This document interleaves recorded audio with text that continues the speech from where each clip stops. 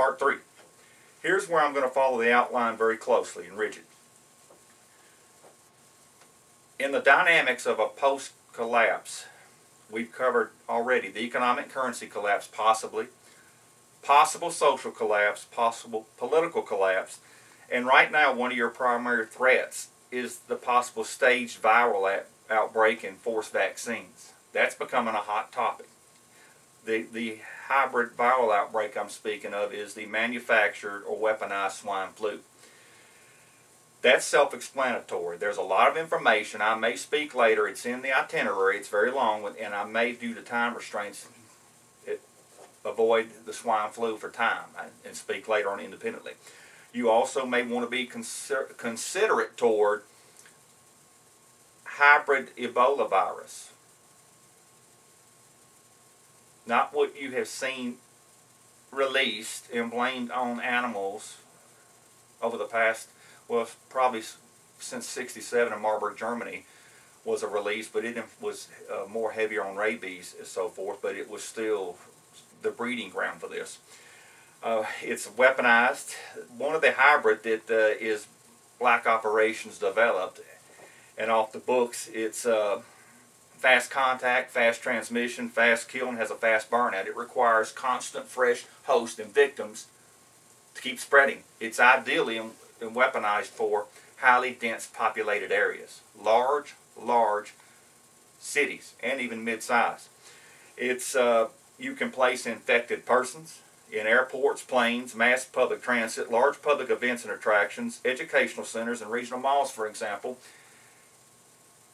and create a massive plague-type virus. Am I saying they're going to do that? No. I'm saying they do have access to these black ops, cruel, inhumane, and war crimes type of releases.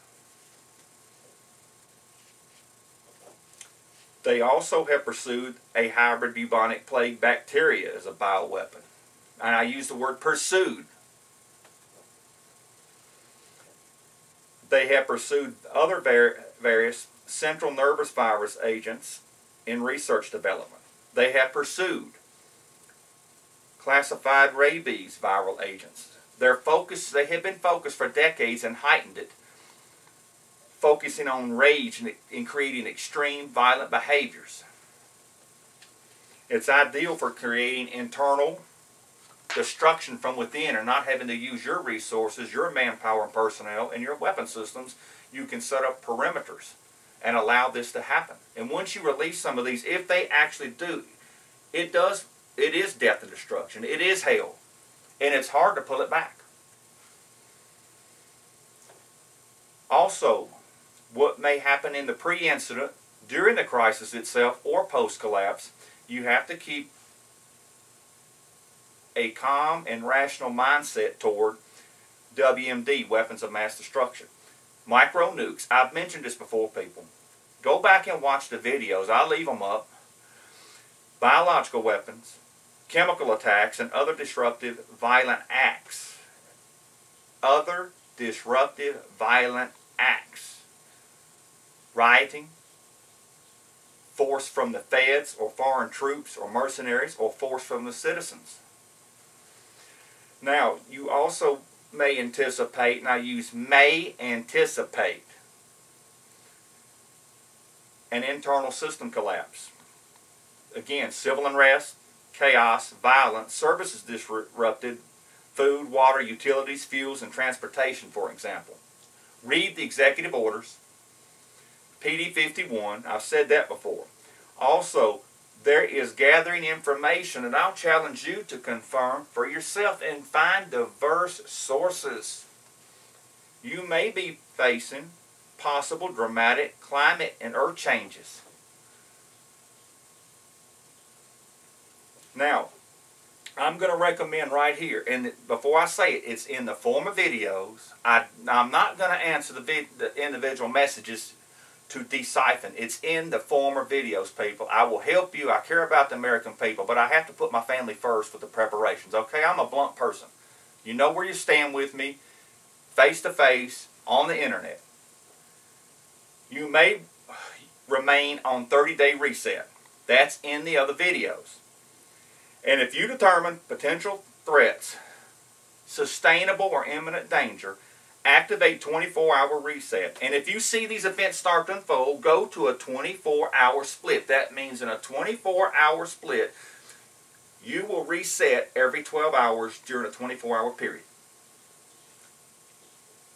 Now, I haven't mentioned this, but I will now. I'm using what the feds use behind the scenes. You may want to go to a quad calendar, QAD calendar, not set up your life on a 12-month calendar. And I know when some businessmen in parts of the feds go on a 5 and 10-year master plan.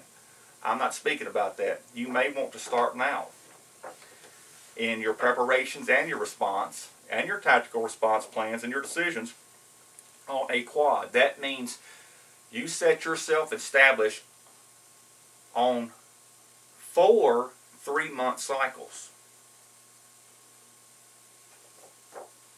Every 90 days, you reset. You try to establish your missions, your objectives, and your plans to make it through each 90-day period. That's one quad. That'll be 1/4 or 25% of a calendar year. Then you reset. But you remain on 30-day reset. It's not that complicated. This allows you to maintain a high degree of alert without stressing out and burning out. You don't take everything you hear and say and run it over the top and let it wear you down or depress you. You remain in control of what you can in your life, your family, your unit, and your corner of the world. Now, events are going to continue to move. The closer we get to the end of the pre-incident period, toward actual crisis, major critical incident, staged or real, the events and the timing is going to accelerate. You don't have to allow your thoughts and emotions to run wild as if your brain and emotions are running circles on the Indy 500. You don't have to. Now, I would recommend that you require self-sustainable capability, short and long term. Self-reliability. Self-sufficiency. Essentially, you depend less and less on the system, the grid, the feds, outside sources, and the more you increase your opportunity to survive by doing this, you taking control and responsibility for your life, your family, and your unit. It is realistic. Apply yourself. I don't listen to worry, fear, doubt, guilt, give up, I can't. I'm a type A personality. That's where I went. That's why I was where I ended up in life, because I would take it by the horns and wrestle with it. I don't care how hopeless it was. Life and death, you can try to manage it. Now, maximize your remaining time. Develop means to discard distractions. I don't allow distractions face-to-face, here, on this internet, in public or in private. I don't need it. You can develop this skill if you want it.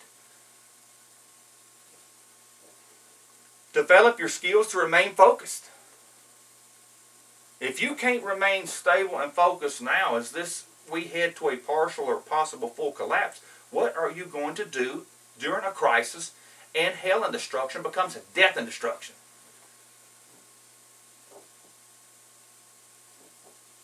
Develop the ability to stop worry, fear, and doubt. Tell worry, fear, and doubt to go back to hell. It serves no purpose.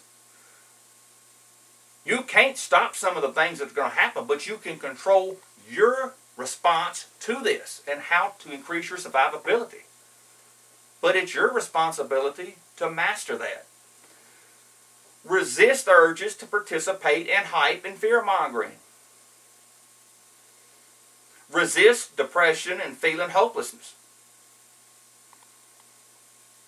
Develop your self-discipline, develop self-motivation, develop your fortitude and perseverance, and choose your friends wisely and choose stable people. If you bring unstable entities into your unit, you are going to risk contaminating your stability and your ability to hear, see, and soar and arrive at a truth that places your family on the increase for safety. We'll have to go to part 4.